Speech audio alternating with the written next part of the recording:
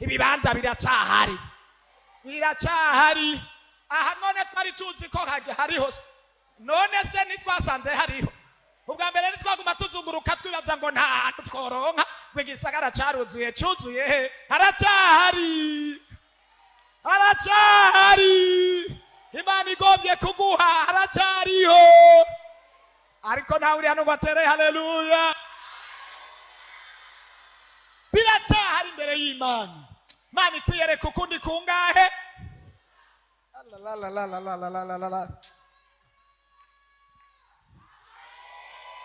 wewe ntubyemera se urabyemera wowe abasore batatu uwa mbere yaraguhebye uwa kabiri araguheba uwa gatatu araguheba aguheba hasigaye n'uwa kane hasigaye indwi zibiri araguheba none kuwa gatanu ni nk'uno munsi si nk'uno munsi se nk'uno munsi hari mariage nk'uno munsi hari ubukwe baracahariwe Imana yarayikweretse ukundi gusha yarayikwiyeretse iwarayibonye ukundi gusha uwa mbere yaraguhebye yibaza ngo ntabasigaye uwa kabiri araguheba yibaza ngo ntawusigaye uwa gatatu araguheba hasigaye indwi zibiri yibaza ngo ntawusigaye ariko kuwa gatandatu yakwiyeretse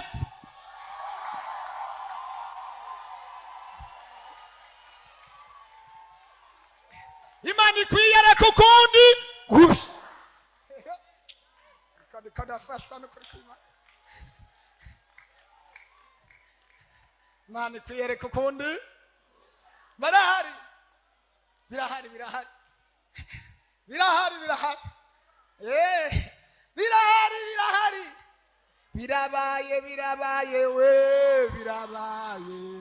ivy'Imana yatuvuze ko birabaye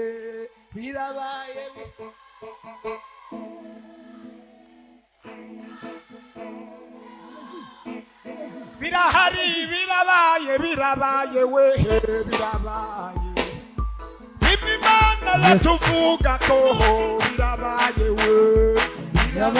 birabaye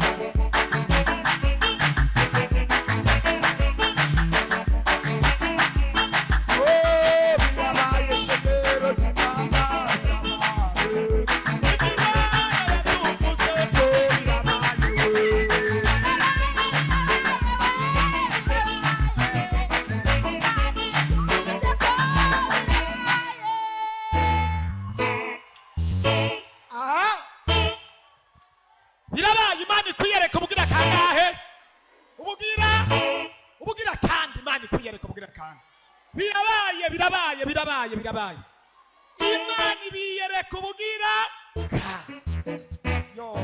yo iryo jambo ryanejereje.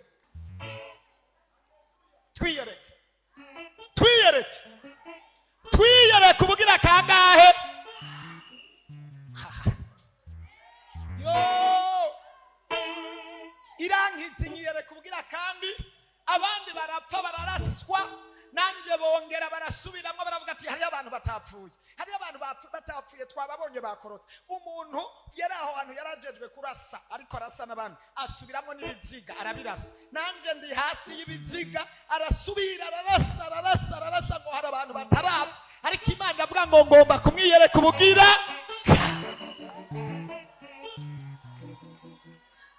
Ibiguhiga ntibizobura, abakugwanya ntibazobura, abakurondera ntibazobura, shetani ntazohagarika, abarozi ntibazohagarika. Amana ariko uko bazokurondera Imana izokwiyereka ubugira kandi, uko bazokwimbira icobo Imana izokwiyereka ubugira kandi, uko hazoba imitego Imana izokwiyereka ubugira kandi. Yesu we Imana inyereka ubugira kandi. Ndabona mvuye mu rupfu ubugira kandi, ndabona Imana inyiyeretse ubugira kandi. Namaze igihe navuye aho hantu nuzuye amaraso ntaziyonja, ntahamuhira nuzuye amaraso y'abantu. Namaze igihe mpababuka ndyama ntaronka itiro, ngoma mbona bariko barakora bya bindi. Imana inyereka ubugira kandi ntiyagejeje no ngaho, yagumye inyereka ubugira kandi. Ariko icyo nkundira Imana rero barakwanka ikakwemera, baguta ikagutora, bahonyora igahuha.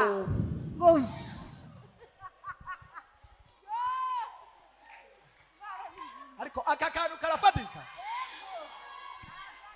Barakwanka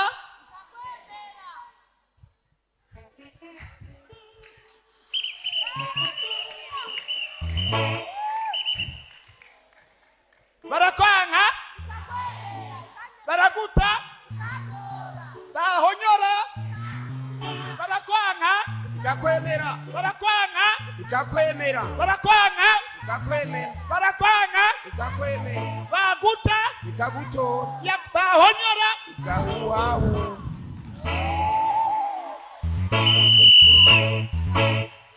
nta yindi nzokorera, nta n'iyindi nzosenga, nta n'iyindi nzosubirako, nta yindi nzorondera. Ni Imana itora batawe, ni Imana ihonyora itora bahonyowe ikabahuha ikabaremesha. Ni Imana iyo bakwibagiye yo ici kwibuka. Amen. Yaratwimanye. Bamwe bavuga ko ataho uzogera, ikwiyereke uhagere bariko barakuraba. Ikwiyereke ubugira kandi. Babandi gira mugenza ngo babandi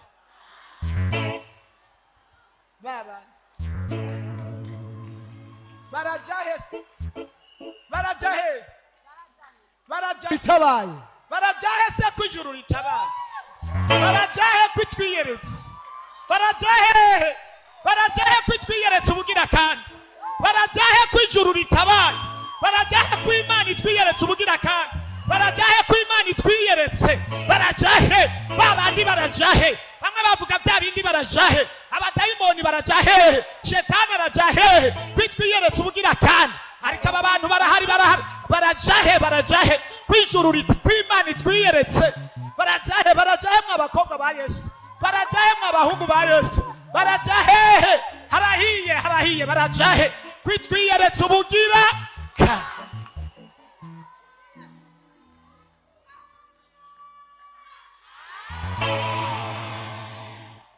Kunzu yiwanje nari narubatse, nari naranditse ko amajambo nari nanditse ko ndababwire. Uwashitse wacu uvuga ati uyu muntu yaracotse nawe. Kunzu narayanditse nje nandika ko amajambo ndayavuge. Nanditse ko ngo bace baseme mwisho badachoka.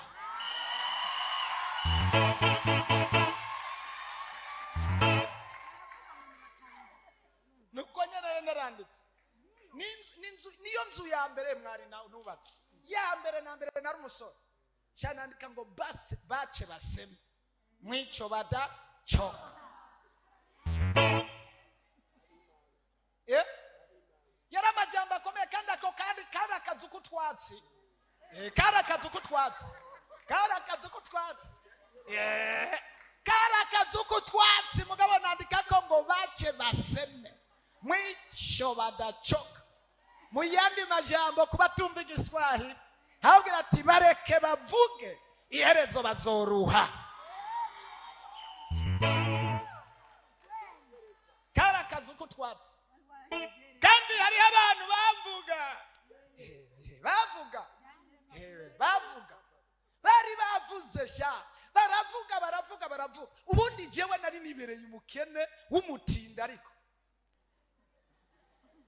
umutindi wo hasi nigirira iyerekwa nubaka akazu k'utwatsi. Ndavuga ati iyerekwa ntabivugiye aha naca ahantu bakamvuga ngo yekajya kantu naco kazomara bakavuga amajambo menshi nkayumva nkavuga ati kugira baze bamenye ko navyumvise nanje ndabishura. Umuntu wese azoca ngaha asoma cyanandika hejuru ngo mwisho badacoka. Hirya gatoya cyambwira umuntu ati ngwino capira akantu aca ncapira agakoko kitwa intare kari gatumberanye n'iryo jambo.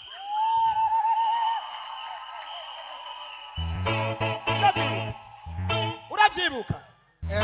Intare ndemera ndamuha amahera arancapira intare yavuvye itumberanye n'iryo jambo. Avuga ati nibavuge mugabo hariho intare yo mu muryango wayo.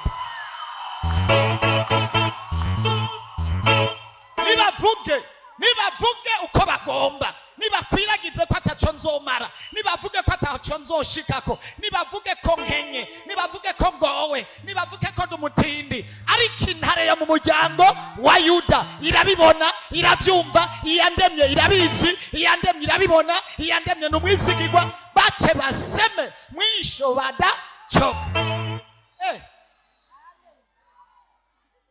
Ubu nibarushe.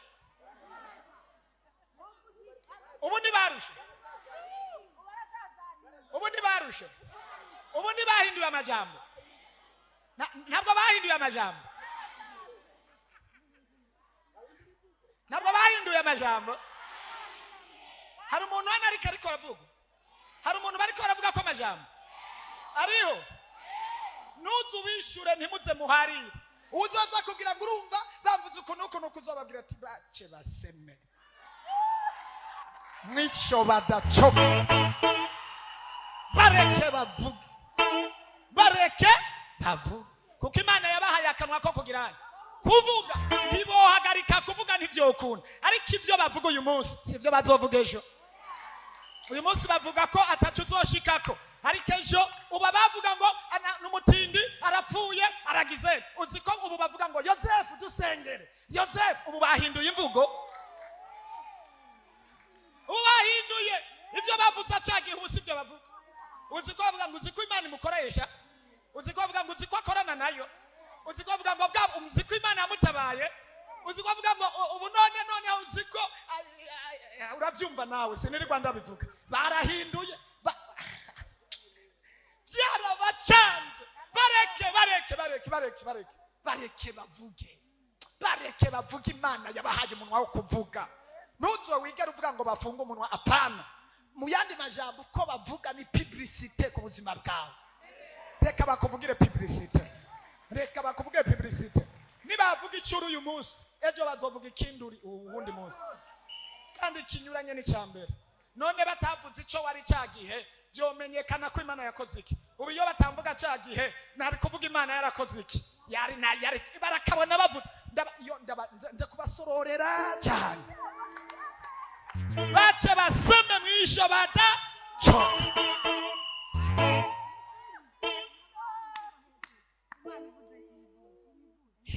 Bareke bavuge. Bareke bavuge. Bace baseme. Bareke bavuge. Bareke. Mubavuze uzobatumira ubabwira ati mu rubanza isango ni yayende. ku radio tuzobivuga. Abavuga ku radio bazobivuge kuwa kangahe?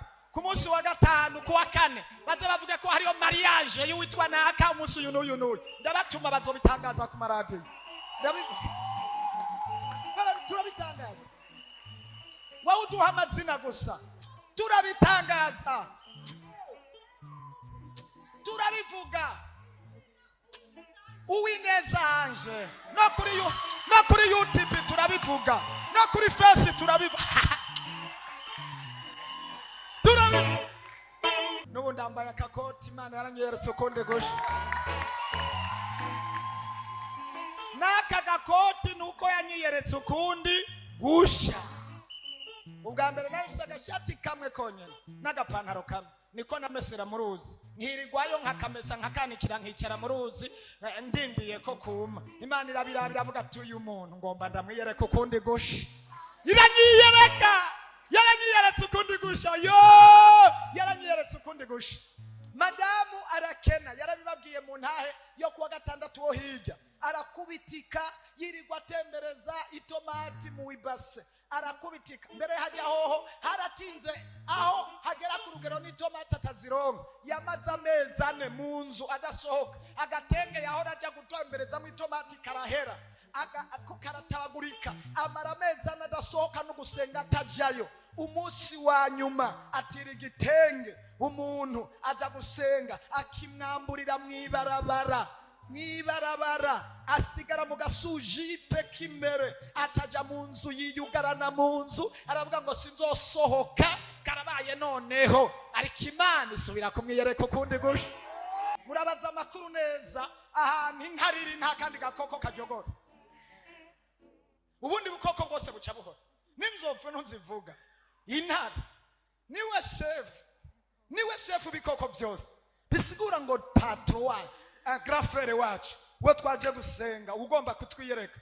Mu bikoko niwe, mu mazi niwe, mu mabarabara ariyo, mu ba engineer ariyo, mu ba docteur ariyo. Wewe urafise ikibazo cyo kurya, ufise ikibazo cyo kurya nsanga niwe mutetsi mukuru. Acavuga ngo uwundiyeko nazosubira gusonza. Yesu yabwiye abantu ngo bana hari icyo kurya murafata. Umuriyeko nazosubira gusonza. Akwiyereka kugaburire mu izina rya Yesu. Akwiyereka kugaburire. Ariko mwumva jamari Yesu ari muri byose. Ariyo umunsi umwe niko nagenda mwibarabara gutya duhura n'umwijima mwinshi uri kurantera yibaza ngo Yesu ngo ntarimwo nsanga mu mwijima ari ahubwo niwe yirukana umwijima acavuga ngo ni jewe muco.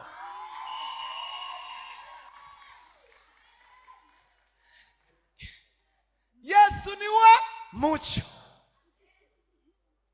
niwe shefu w'imico yose. Amatara ataraza Yesu aba yabaye umuco. Izuba ritaraseruka Yesu aba yabaye umuco. Ariko Mana yacu tara haleluya. Yesu atwiyereka ukundi gusha. Mana yacu Yesu uziko no mvuga ibintu byinshi mu Yesu arimo. Yesu arimo mu bintu byose. Nta kintu na kimwe mu byaremwe ku isi Yesu atarimo, kuko niwe yabiremye byose. Agomba kukuyerekera rero, akuyerekera aho nyene. Uri mu bitaro usanga yakwiyeretse, uri mu mabuye usanga yakwiyeretse. Niwe buye rizima rigumya imfuruka abandi bose bagaye. Mu mabuye usanga yakwiyeretse. Iyo ugeze mu biti byagoramye uca usanga ari akavuga ngo ni jewe giti. Giti cy'inganza marumbu. Mwebwe muri amashami nanje ndi giti.